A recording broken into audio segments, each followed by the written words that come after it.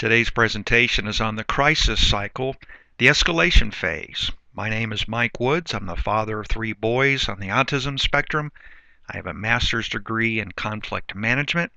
And if you would like to listen to other podcasts or view presentations on a variety of autism-related topics, you can go to my website, www.makingroom.net.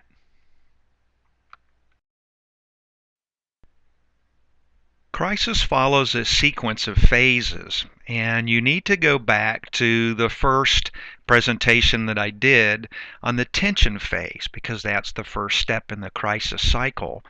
And in that phase, we talked about your response being a supportive one and what that entailed. Today's presentation is going to be on the escalation phase. It's the phase that you go into if crisis is not resolved at the tension phase, and the response that you have towards someone who's in crisis at the escalation phase is called setting limits.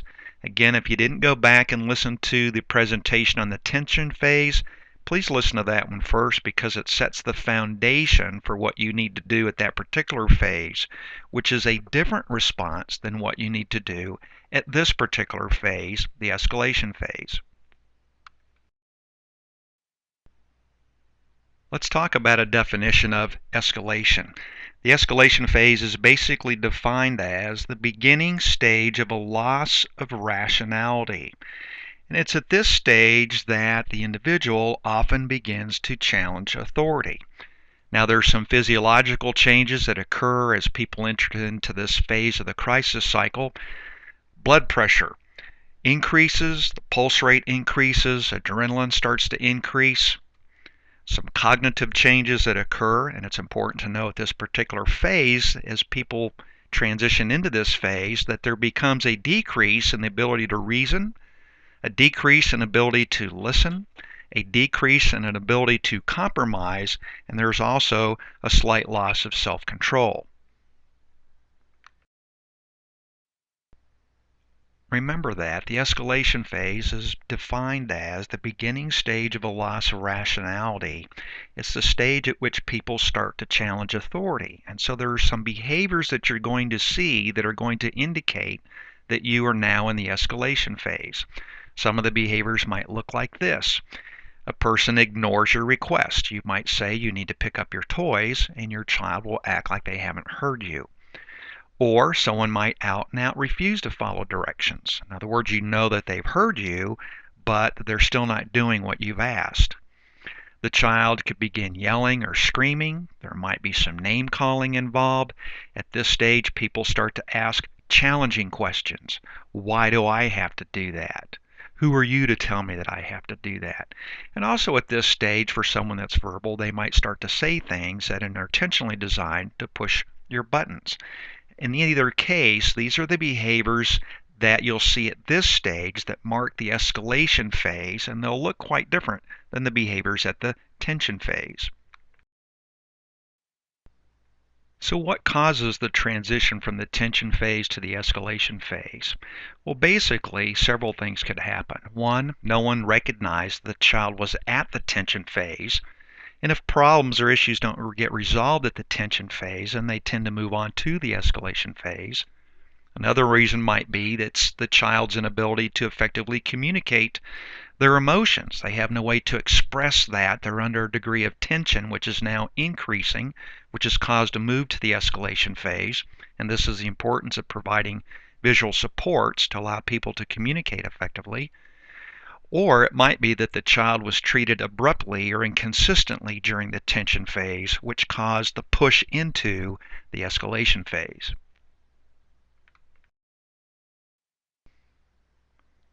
In the escalation phase, there is one thing that you really need to remember in your response to the escalation of behaviors into crisis.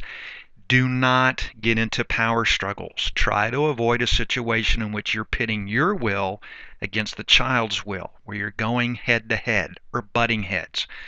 That is almost always guaranteed to make things worse and probably move you into the next higher level of the crisis cycle.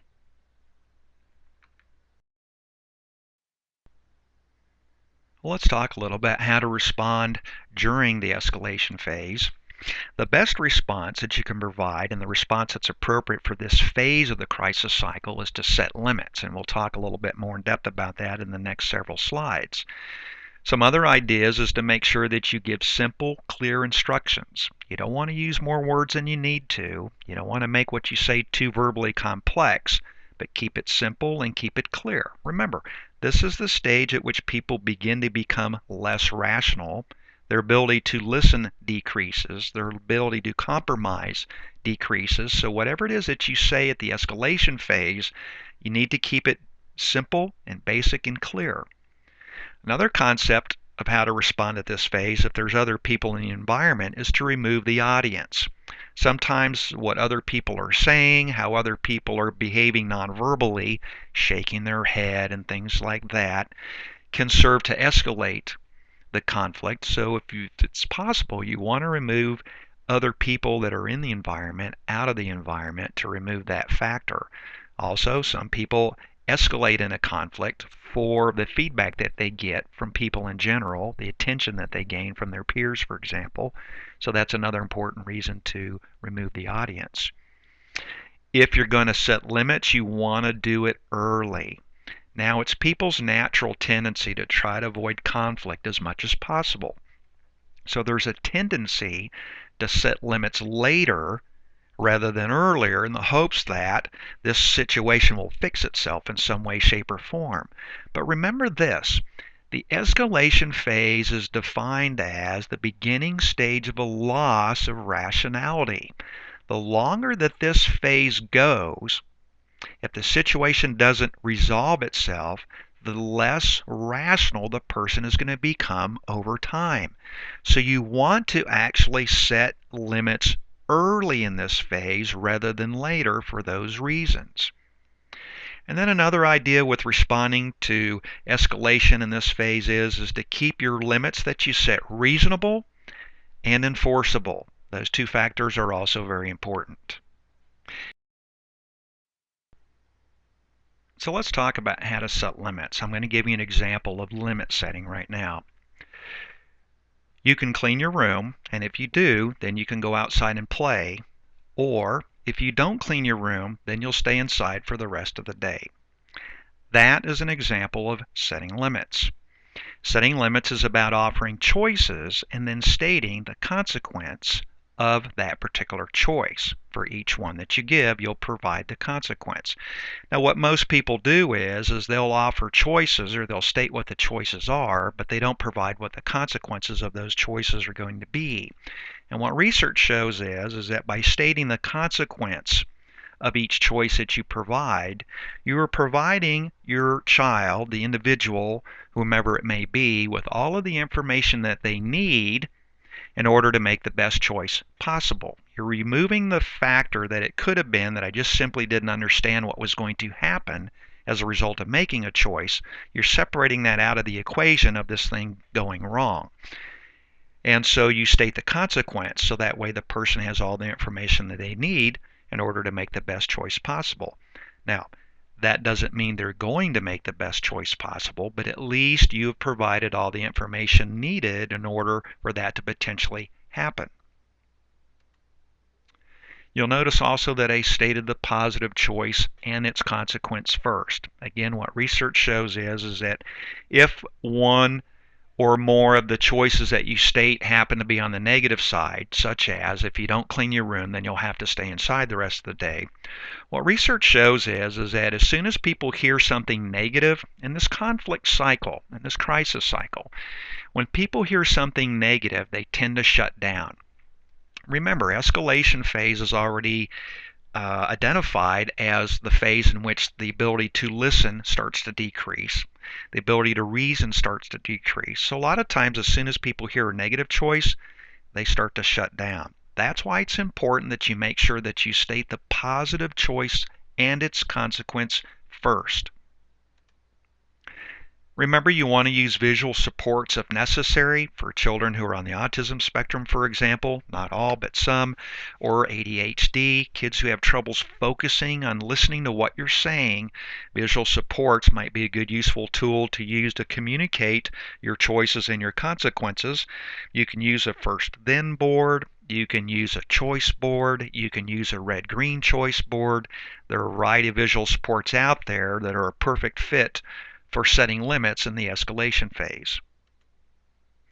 And remember this, another important reason to set limits is because by providing choices, you allow your child some control over their environment. This is important in order to de-escalate a conflict or crisis cycle because as people become less rational, or if you're dealing with someone who happens to be a controlling individual to begin with, by providing choices, by giving them options, you are allowing them some degree of control over their environment. Now remember, you're the one that's stating what the choices are going to be. Those are your boundaries that you're setting. But within that boundary, you're allowing the person some flexibility, which can help to de-escalate a conflict or crisis cycle. Also, for some people, it allows them to save face. As adults that we know, sometimes when we feel like we're getting backed into a corner, an ability to have some say-so and save face is an important factor that makes us feel a little bit more relaxed. And in that sense, in the crisis cycle, it serves to de-escalate the crisis rather than increase it.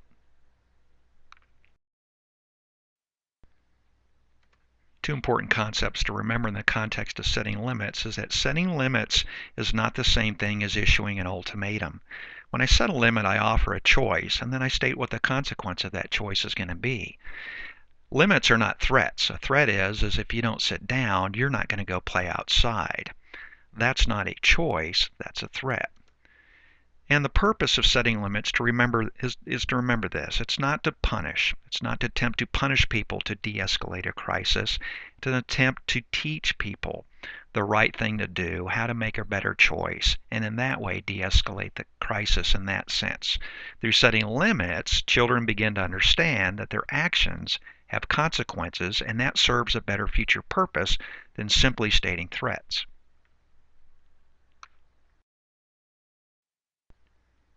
Two other good de-escalation strategies besides setting limits is this one. Use a distraction or diversion in order to attempt to get somebody's mind off of what's causing their tension. In this case, in the escalation phase, the crisis that's beginning to cause them to lose rationality.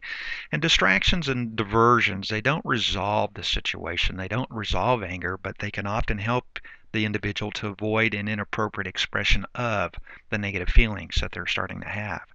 And another good concept that tends to work very well in de-escalating strategies is to try to channel those feelings into something positive, either a creative activity or moving in a positive direction, such as listening to music or going for a walk or working on an art project, something that's calming that the individual likes to do.